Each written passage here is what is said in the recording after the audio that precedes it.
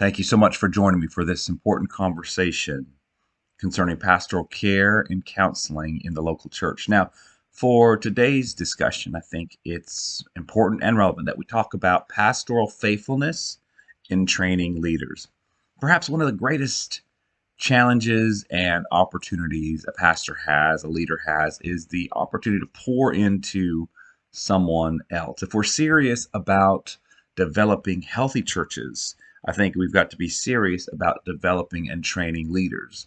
Leadership development should always be really at the forefront of our thoughts as pastors and certainly as congregations. And so, if we're talking about trying to train someone to be involved in children's ministry or someone to lead a small group, I feel as though the church will always need quality leaders. And so I think it is so important and relevant to consider that development of leaders, development of individuals must become a part of our personal call to serve the church. And so if you are pastoring a church or you are a department leader today and you're on this particular call, this particular lesson, I think it's so essential that we understand that this necessity to train others. And seriously, if we're not training others, we're not going to be a healthy church. And certainly, it's going to be very difficult to ever thrive in that kind of environment. So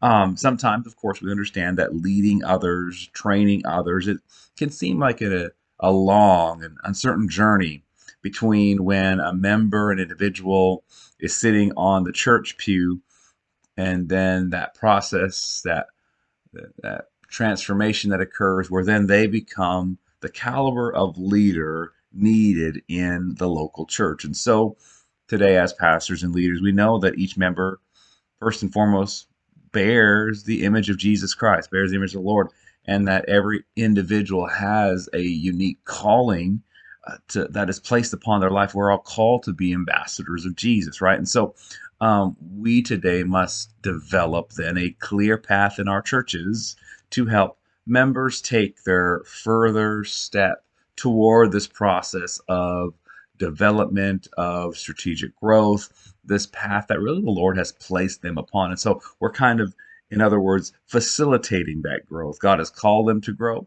We know the individual may or may not desire to grow, but as we find people who desire to grow, then we as leaders today, we as the ones shaping the culture of a church, we're called to do so in the context of the local congregation. And so I feel like there are a few ways that I can share here that that place a priority on this path of leadership development.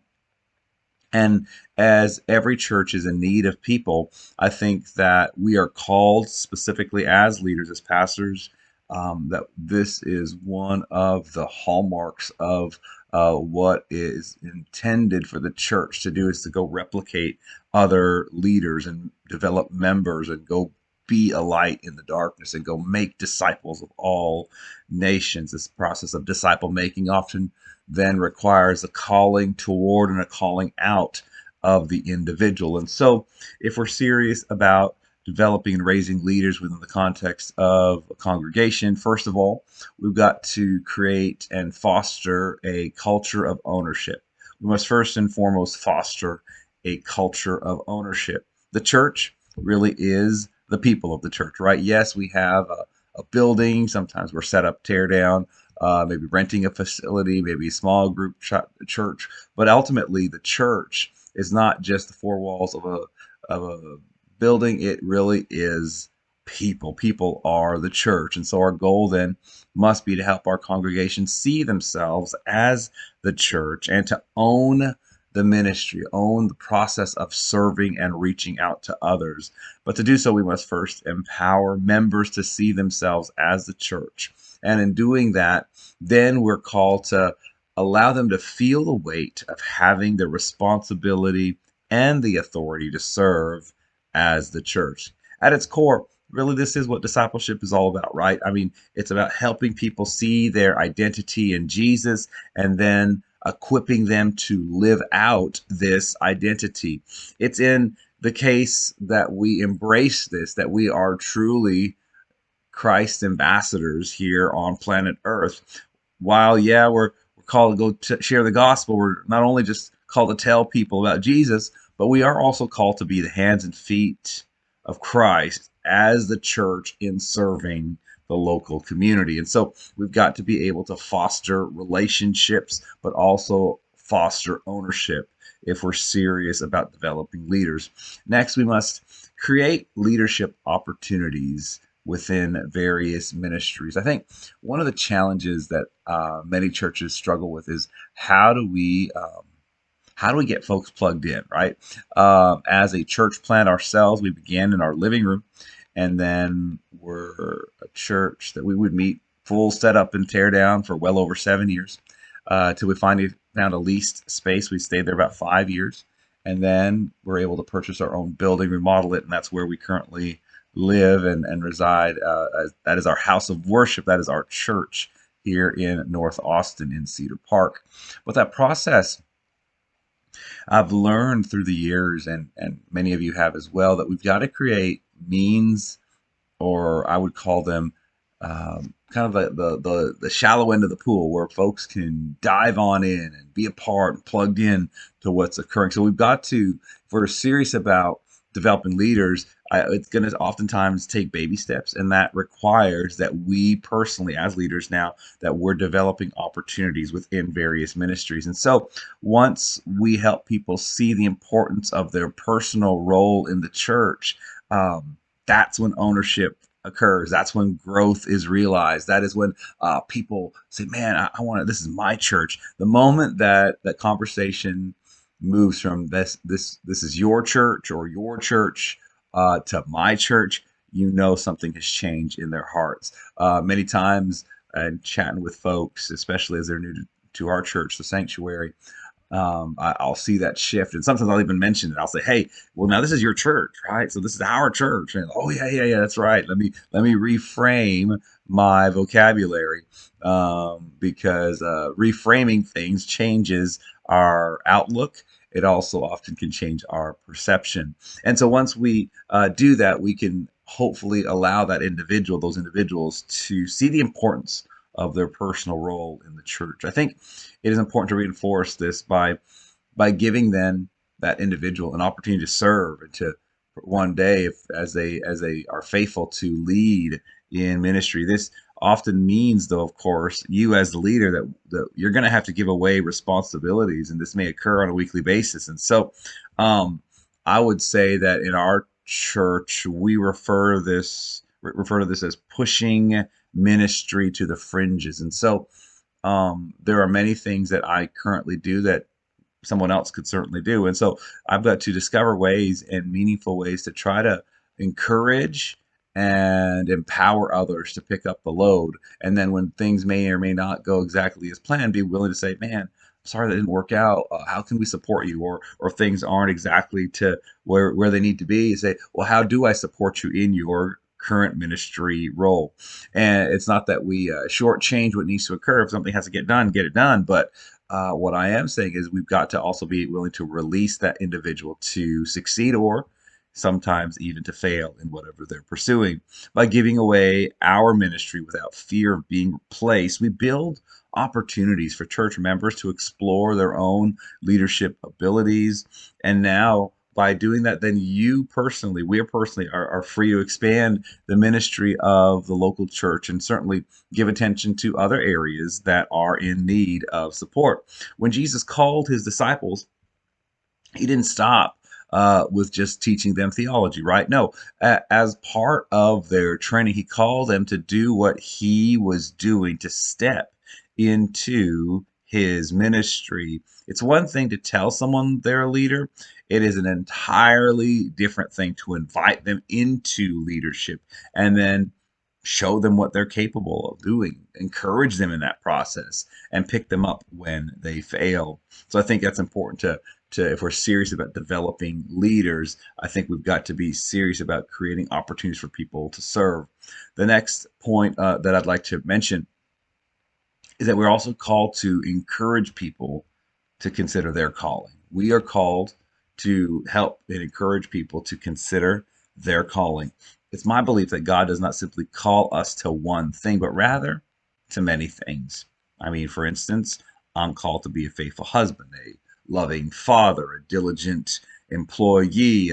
I'm called to serve the church. I'm called to serve the community. These are a few things that I believe the Lord has called me to do. However, I believe that now there are unique and special moments when God calls us to step into something completely outside our current path of ministry. When God called me to plant a church, it was not on my radar. It wasn't really the first thing that I thought to do. In fact, in my skill sets, and as I was chatting this through, these possibilities through with my mentors and people in my life, I said, "Man, Lord, I feel like I've got all these different skill sets: youth pastoring, serving in administration, different things. I'm not too sure I'm really cut out to be a church planter." Well, God has a sense of humor, and that's exactly what the Lord had required of me to do. And so we started our church in a living room, and praise God for where we are now. The Lord has blessed, and we have certainly come a mighty long way. But this again is that stepping into the call, embracing the responsibility, and then walking in faith. And when we do so, what we are asking the individual to do is really consider the calling of the Lord, and then as leaders help them discern what God is really up to. Maybe God is calling someone in your sphere of influence to plant a church, but maybe they're not prepared to do so. Perhaps they're not ready. Maybe they've got some financial issues or marital issues that need to be worked through. Perhaps there's other things going on in their life. But ultimately, whatever it is, we've got to allow that person that process of growth. And the truth is, most people don't stop to consider what God is calling them to do. The harvest is great, the laborers are few. Pray that the Lord of the harvest will send forth laborers into the harvest. Because let's face it, life is busy. We all get it. I mean, you are taking a class at Urshan College when you probably have a thousand other things that you could be doing with your time. Yet, we understand and appreciate the demands are very loud in our lives. But this path that you've chosen, this path sometimes can feel like you're doing this alone, but hopefully it's a means of encouraging you to take your next step. And hopefully in this process, as you're reading and posting and reading others discussions and things that they're going through and things that they've posted, hopefully it's encouraging you in this process of spiritual maturity, the spiritual maturation process, this growth that is occurring in your life. And know that here's the deal: you're not the only one facing this, right? And whatever path we've chosen, God is the one that sets our course. And so as long as I'm following the Lord, following God's plan, God's going to work some things out. God's going to open up some fabulous possibilities and fabulous opportunities as we consider to journey toward God's plan for our life. And so as pastoral leaders today, I feel as though we have a unique opportunity to encourage people to consider their calling. And sometimes that calling might be a little unlikely, sometimes it might be outrageous, right? But we're still called to do so. And in doing so, you are shouldering the load with that individual. And so, as in the local church, as members come to see the leadership gifts that God has entrusted to them, all of a sudden it changes things. So you all of a sudden become that person who's encouraging them, guiding them, helping them, strengthening them if you're the lead pastor, sometimes challenging them as well to step into their new ministry opportunity. And sometimes I think it's important to ask the question: have you really considered what God wants to do with your life? Have you really considered the opportunities that are right before you? And by doing that, again, you're bringing the God calling question back to the surface in their life. And so, for some, it might just be for them to be godly leaders in their workplace. Well, for others, it might be exploring a calling to pulpit ministry, preaching ministry, teaching ministries, licensure. But ultimately, I think that as we embrace that possibility, God can do great things. And then finally, I think that we're talking about leadership today. We're called to focus on the people in our congregation and not on the roles that need to be filled. I think one of the greatest challenges that we have is there are so many needs in every church, right? I mean, there are at least, I could name off a dozen things right now that we need from areas of Sunday school, children's ministry, youth ministry, multimedia, outreach, discipleship, Bible study teachers, music team, greeting team, first impressions, disciple makers. But ultimately, ultimately I can't just fill a role, right? I've got to be willing to develop the person. And so as I focus on the people in the congregation, all of a sudden, um, that process of growth, I will discover their gifts and their callings and their unique areas that they would love to serve in. I understand sometimes there are some mundane ministry things that need to get done, but ultimately, if we can all see the big picture, all of a sudden, then we are impressing upon people the opportunity to grow as leaders.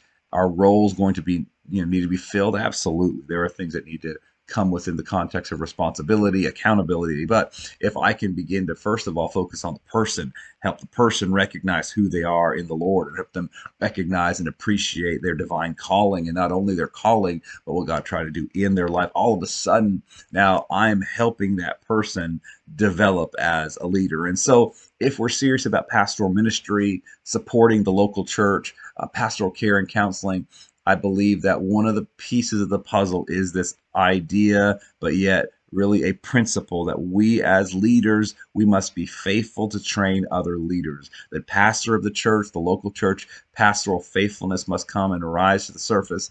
We've got to do a better job of training and equipping leaders for ministry and for service. And part of that is proximity. Part of that is time. Part of that is investing in others. Some part of that is being vulnerable with others. And so I would challenge you this week, find someone that you can pour into, find someone that you can encourage, find someone in which you can just listen to their story and ask them the questions. What is God calling you to do? What are some areas that you are gifted in or have talents in that you would love to utilize for the kingdom of God? And so rather than focus on roles, why don't we focus on people? Let's focus on what God is trying to do in the church. And I believe God's going to do great things. I'm thankful for this lesson. I pray that it has been an opportunity just to reflect upon this important role of pastoral care and counseling in the local church and supporting the local church. And I pray that God will guide us this week, even to find someone we can encourage, find someone we can reach out to, find someone that we can begin that process, if we're not already doing, to reconsider how can I help them develop as a leader. May the Lord bless you. I look forward to reading your discussion posts this week. God bless.